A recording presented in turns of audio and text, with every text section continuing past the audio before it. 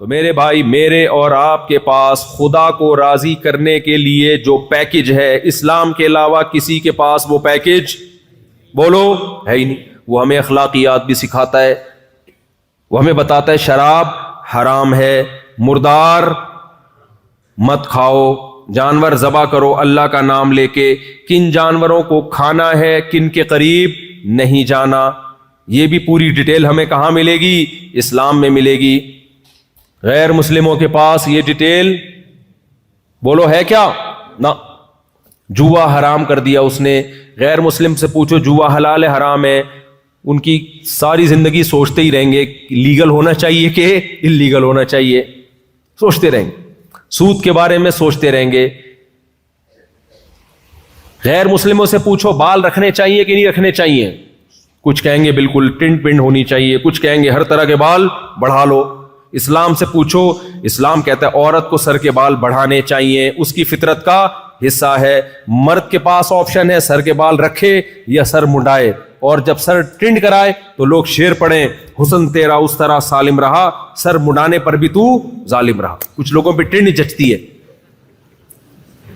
داڑھی کے بارے میں مذہب نے حکم دیا مرد کو داڑھی بڑھانی پڑے گی. مونچھوں کے بارے میں حکم دیا بغلوں کے بال صاف کرنے, زیر ناف بال صاف کرنے. اتنی ڈیٹیل میں کوئی مذہب تمہیں گائیڈنس دیتا ہے؟ کوئی ہے کسی کے پاس؟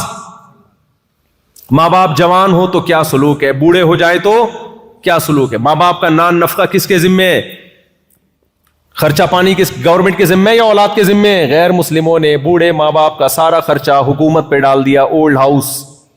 اللہ کہتا ہے نہیں, یہ گورنمنٹ کی ذمہ داری نہیں ہے. باپ کو پالنا کس کی ذمہ داری ہے؟ بولتے کیوں نہیں؟ اولاد کی. ماں کو پالنا کس کی ذمہ داری ہے؟ اولاد کی. میاں بیوی کے کیا حقوق ہیں؟ غیر مسلم اس بارے میں کیا ہے؟ خاموش. اللہ نے کہا بھائی بیوی گھر میں رہے گی, کھلائے گا کون؟ شوہر. کمائے گا کون؟ شوہر. گھر کا سربراہ کون ہے؟ شوہر. غیر مسلموں کو پتہ ہی نہیں سربراہ کون ہے, کہتے ہیں دونوں برابر ہیں. ابے بھائی گھر بھی ایک چھوٹی سی اسٹیٹ اور ریاست ہوتی ہے. کوئی گھر امیر کے بغیر چل سکتا ہے؟ 4 آدمیوں پہ بھی ایک کو انگریز کمپنی میں باس بناتا ہے, گھر میں کسی کو بھی باس نہیں بنایا اس نے, تبھی طلاقیں ہو رہی ہیں. نہیں آئی میرا خیال ہے بات؟ گھر بھی ایک چھوٹی سی اسٹیٹ ہوتی ہے, ریاست ہوتی ہے. کسی کمپنی کسی بھی آرگنائز ادارے کو دیکھا 4-5 افراد بھی ہوں تو ایک کو امیر انگریز بھی بناتا ہے. گھر میں انگریز نے کسی کو امیر نہیں بنایا, سارے ہی باپ ہیں. بیوی بھی باپ ہے, شوہر بھی باپ ہے, بچے بھی کیا ہیں؟ باپ ہے. باپ بچے کو ڈانٹ نہیں سکتا, مار نہیں سکتا, سب کیا ہے؟ باپ. تو جب سب ایک گھر میں باپ ہوں گے تو گھر چلے گا. اسلام نے ہمیں گائیڈ کیا بھائی یہ ایک گھر ہے, یہ بھی ایک چھوٹی سی ریاست ہے, اس میں بھی ایک امیر ہے. وہ امیر کون ہے؟ اتفاق سے شوہر ہے بھائی. وہ کون ہے بھائی؟ اس لیے عورت کو حکم دیا گھر میں اطاعت کس کی کرنی ہے؟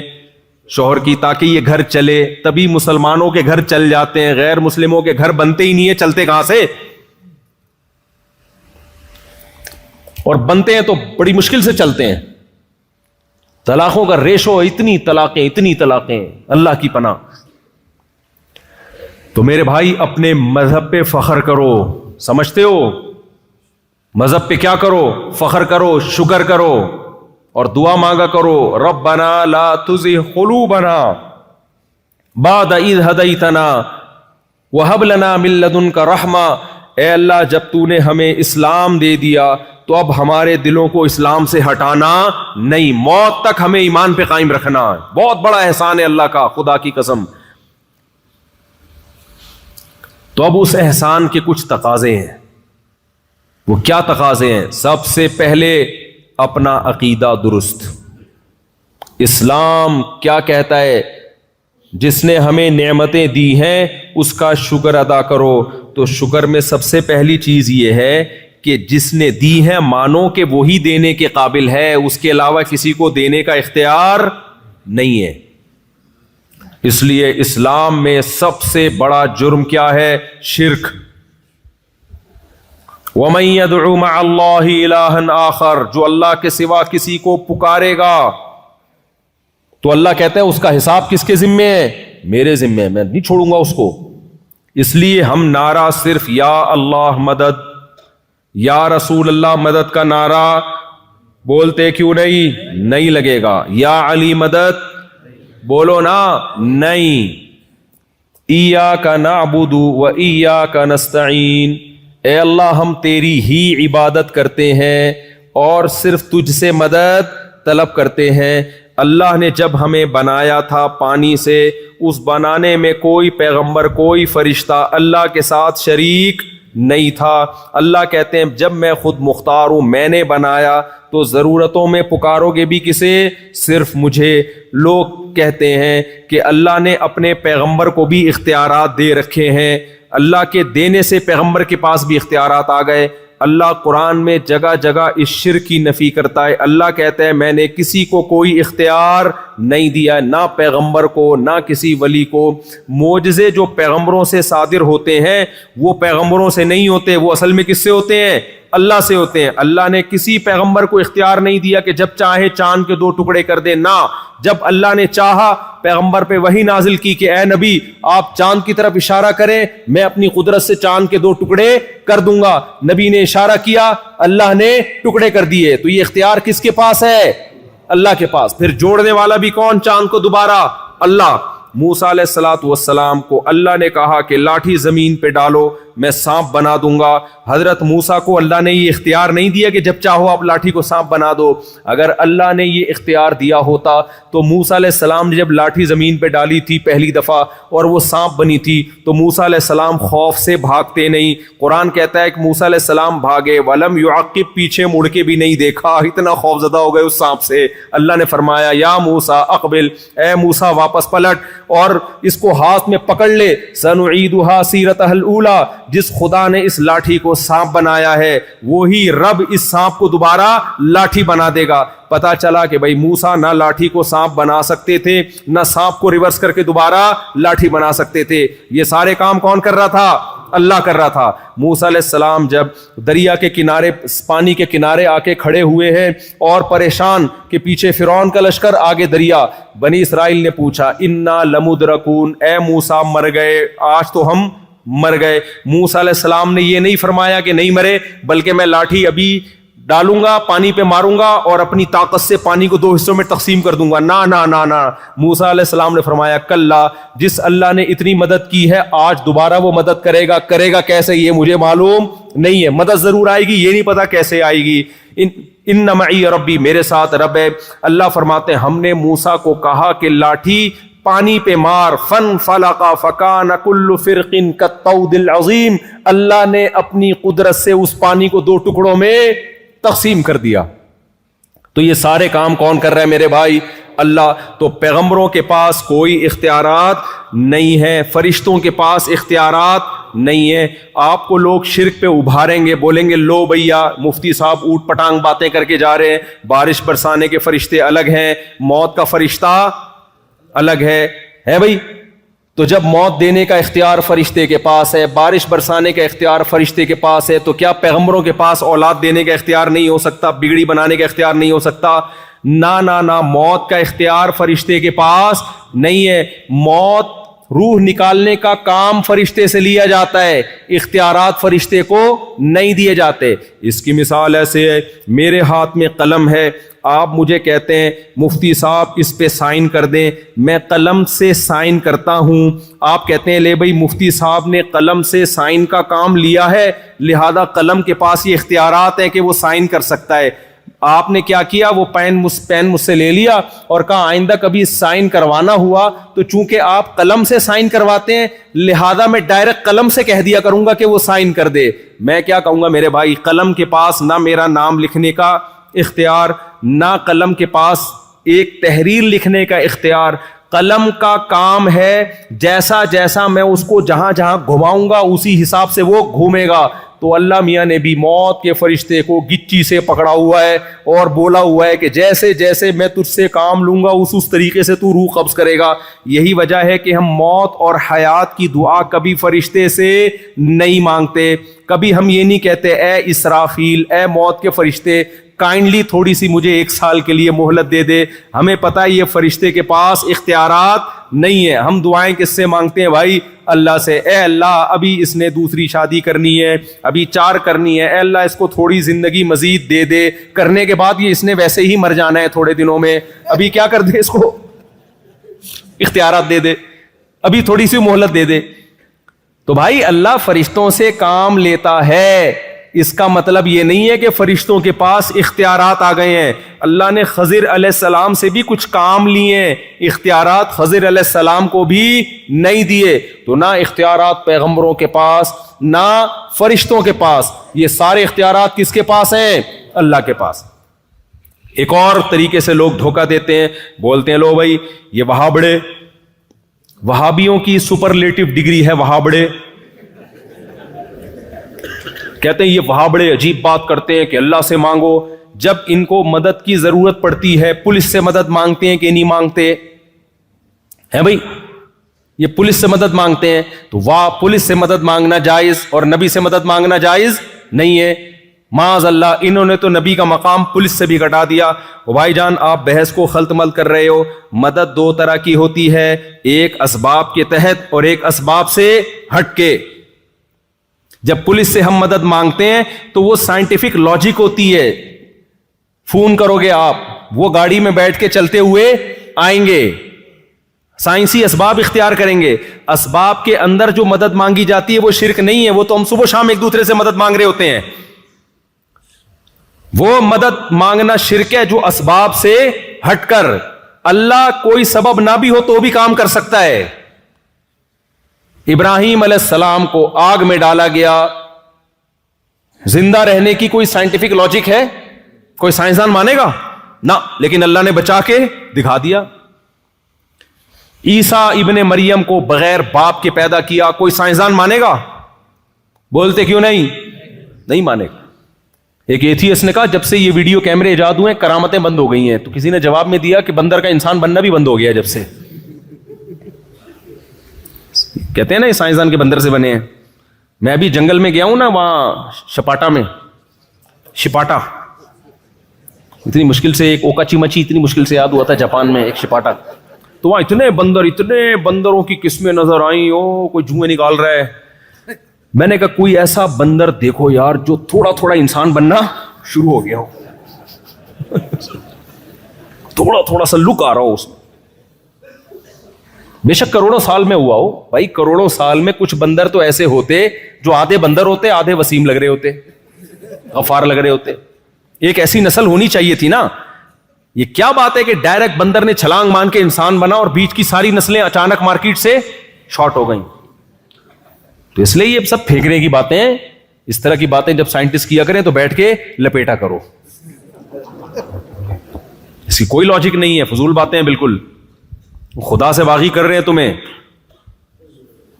تو میں تو بھی گیا, میں نے بندروں کو بہت غور سے دیکھا, جہاں بندر آتے میں دیکھتا تھا, میں دیکھتا شاید یہ والا بننے والا ہو بھائی, تھوڑا تھوڑا بن چکا ہو. کوئی بھی نظر نہیں آیا, یا تو بندر تھے یا ڈائریکٹ ہم انسان تھے, بیچ کی کوئی نسل ہمیں نظر نہیں آئی. اور آپ کہہ سکتے ہو آپ نے ایک جنگل دیکھ لیا نا, ساری دنیا کے جنگل گئے ہو, تو ابے تم لوگوں نے تو ساری دنیا کے سائنسدانوں نے تو دیکھ لی ہے نا, کیمرے تم نے فٹ کر کر کے گئے ہو, تمہیں بھی اب تک کوئی نظر نہیں آیا. تو یہ نہیں ہو سکتا بھائی. اور اگر بندر سے بنا بھی ہے تو بندر کیسے بن گیا؟ بندر تک بننا آسان ہے؟ بندر بھی تو ایک اللہ کی مخلوق ہے, اس کی آنکھیں دیکھو, اس کی ناک دیکھو, یہ بھی سافٹ ویئر ہے بھائی, یہ بھی خود بخود ایوالو ہو کے یہاں تک نہیں پہنچ سکتے. تو میں کیا بات کر رہا تھا, ایک تو میں باتیں بھولنے بہت لگا ہوں. یہ میں حافظہ کمزور نہیں ہے میرا, کہیں آپ سمجھیں کہ حافظہ کمزور ہے. میرا توجہ ایک دم ایک ٹاپک کی طرف ہوتی ہے تو پورا اسی میں گھسڑے دیتا ہوں میں اپنے آپ کو. تو میں یہ عرض کر رہا تھا, ہاں عقیدے کی بات کر رہا تھا, توحید کے اسباب سے ہٹ کے کام کون کر سکتا ہے؟ اللہ. تبھی ہم دعا کرتے ہیں اللہ سے. دعا کہتے ہیں اسباب سے ہٹ کے کسی کو پکارنا. پولیس سے ہم دعا نہیں مانگتے. تو آپ یہاں بیٹھے بیٹھے نبی کو پکارو گے تو یہ اسباب کے تحت نہیں ہے, یہ اسباب سے ہٹ کے ہے, لہذا یہ والی پکار شرک ہے. تو یہ شرک اللہ کے ساتھ ناشکری ہے کہ میں نے بنایا, میں نے پیدا کیا, اور میں نے پیغمبروں کو اپنے انٹروڈکشن کے لیے بھیجا کہ مجھے پکارو, تم نے اسی پیغمبر کو معبود بنا لیا. عیسائیوں نے کیا کیا ہے؟ کہا کہ عیسیٰ بغیر باپ کے پیدا ہو گئے. معاذ اللہ. کون ہے اللہ کو باپ بنا دیا؟ معاذ اللہ، نقل کفر. اللہ نے کہا واہ بھائی واہ، ان مثل عیسیٰ عند اللہ کمثل آدم، عیسیٰ کی مثال اللہ کی نظر میں آدم کی طرح ہے. آدم کے نہ تو باپ تھے اور نہ ماں تھے. تو اے عیسائیوں تمہیں کیا ہو گیا کہ آدم کو اللہ کا بیٹا نہیں کہتے؟ جو باپ اور ماں دونوں کے بغیر پیدا ہوئے، اور جو ماں کے ذریعے پیدا ہوا اس کو اللہ کا بیٹا کہہ رہے ہو. تو تمہیں کیا ہو گیا بھائی؟ کیسی عقل ہے؟ کیوں نہیں کہہ دیتے اللہ نے اپنی قدرت سے بغیر باپ کے پیدا کر دیا؟ کیا ہوتا ہے بھائی؟ اللہ سب کچھ کر سکتا ہے. تو یہ ہمارا عقیدہ ہے بھائی. سارے اختیارات کس کے پاس ہیں؟ ہو سکتا ہے کچھ لوگ پھر یہاں ورغلائیں. لو بھائی، جبریل آئے تھے، انہوں نے کہا تھا لِأَهَبَ لَكِ غُلَامًا زَكِيًّا، اے مریم میں تجھے ایک بیٹا ہبہ کرنا چاہتا ہوں. تو اسباب کے بغیر بیٹا ہو رہا تھا نا، بغیر باپ کے بیٹا ہو رہا ہے، اسباب کے تحت ہے، وداؤٹ اسباب ہے. کوئی لاجک بنتی ہے؟ تو جبریل کیا کہہ رہے ہیں؟ میں دے رہا ہوں. اس کا مطلب جبریل بھی بغیر سبب کے بگڑی بنا سکتے ہیں، کام کر سکتے ہیں. نا نا نا نا، یہ نسبت مجازی ہے.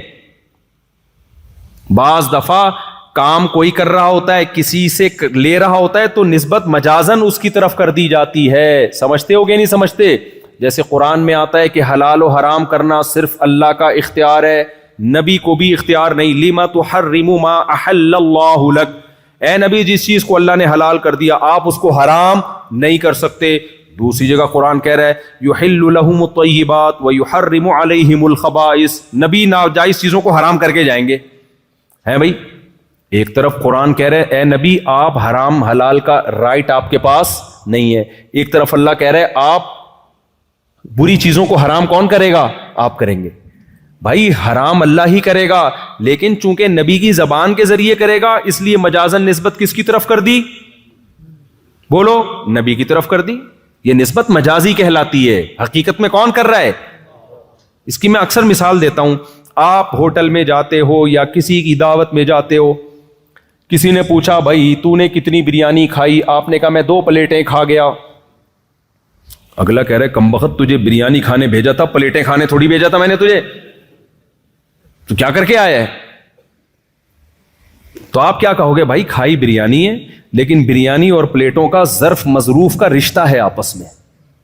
ظرف اور مظروف کا، یہ علماء سمجھتے ہیں نا، ظرف اور مظروف کا رشتہ ہے. تو بعض دفعہ ظرف بول کے مظروف مراد لیا جاتا ہے کیونکہ دونوں کا ریلیشن بہت مضبوط ہے. اس میں حکمت یہ کوانٹٹی بتانے کے لیے کہ کتنی کھائی ہے میں نے. اگر میں بتاتا 2 بریانی کھا گیا تو تمہیں کیا پتا چلتا کوانٹٹی کتنی ہے؟ تو میں نے 2 پلیٹیں کہا، یعنی اتنی بریانی جتنی 2 پلیٹوں میں آ جاتی ہے. تو مجازی نسبت کے لیے کوئی مصلحت ہوتی ہے تو اللہ نے بھی کہا نبی حرام کر کے جائیں گے، یہ بتانے کے لیے کہ نبی کا فریضہ کیا ہے. نبی کا کام میڈیکل سائنس یا بزنس یا کاروبار نہیں ہے. نبی کا کام ہے شریعت بیان کرنا کہ کیا حلال ہے اور کیا حرام ہے. سمجھتے ہو کہ نہیں سمجھتے ہو؟ لوگ مجھ پہ اعتراض کرتے ہیں نا، یہ مولوی صاحب امریکہ کینیڈا جاپان کیا کرنے جا رہا ہے؟ جاپان میں اتنے بڑے بڑے سائنسدان ہیں، یہ مولوی کیا سائنسدان ہے جو وہاں جا رہا ہے؟ بھائی جاپانیوں کو سب کچھ پتا ہے، حلال و حرام کا علم جاپانیوں کے پاس نہیں ہے، یہ پیغمبروں کے پاس ہے. یہ پیغمبر کا فریضہ ہے. جب پیغمبر دنیا سے چلے گئے تو علماء پیغمبروں کے وارث ہیں. اب یہ علماء کا فریضہ ہے. تو جاپان میں اگر علماء پیدا ہوتے تو ہم وہاں جا کے یہ بیان نہ کرتے. سمجھتے ہو؟ ساری چیزیں انگریزوں کے پاس نہیں ہے. حلال و حرام کا علم کس کے پاس ہے؟ مسلمانوں کے پاس ہے، کیونکہ پیغمبروں کا علم مسلمانوں کے پاس ہے. تبھی تو انگریز کو پتہ ہی نہیں کہ سور حلال ہے کہ حرام ہے. انگریز لیگل انلیگل دیکھتا ہے، حلال و حرام ان کی ڈکشنری میں نہیں ہے. شراب حلال ہے حرام ہے، نہ، انگریز دیکھے کہ لیگل ہے کہ انلیگل ہے. صحیح ہے نا؟ ہم لیگل انلیگل تھوڑی دیکھتے ہیں. اگر لیگل بھی ہو شراب پھر بھی ہمارے ہاں کیا ہے؟ حرام، کیونکہ پیغمبر نے حرام قرار دے دیا ہے. یہاں تو شراب لیگل ہے. آپ لوگ پیتے ہو کیا؟ پی کے آیا ہوا ہے تو بھائی تھوڑا پیچھے چلا جائے، کوئی بھروسہ نہیں ہے کہ پی کے آیا ہوا ہوتا ہے، عجیب سی باتیں کر رہا ہوتا ہے. آج ایک آدمی کو ہم نے دیکھا دوپہر کو پتہ نہیں بھاگ رہا ہے، جاگنگ کر رہا ہے بے تکے ٹائم پہ. میں نے کہا یہ کون سا جاگنگ کا ٹائم ہے؟ پاؤں میں چپل پہنے ہوئے ہیں، عجیب اسٹائل. تو انہوں نے کہا بعض دفعہ پی کے یہ بھی ہوتا ہے. پینے کے بعد کوئی بھروسہ نہیں ہوتا بھائی. ایک صاحب کو ہم نے دیکھا بیٹھے ہوئے اپنے آپ سے باتیں کر رہے ہیں. میں نے کہا یہ تقریر کی تیاری کر رہے ہیں, انہوں نے یہاں کے مقامی لوگوں کو کہہ رہے ہیں پیا ہوا ہے. تو میرے بھائی, تو یہ نسبت حلال و حرام کی مجازی, اس لیے سب اختیارات صرف اور صرف اور صرف کس کے پاس؟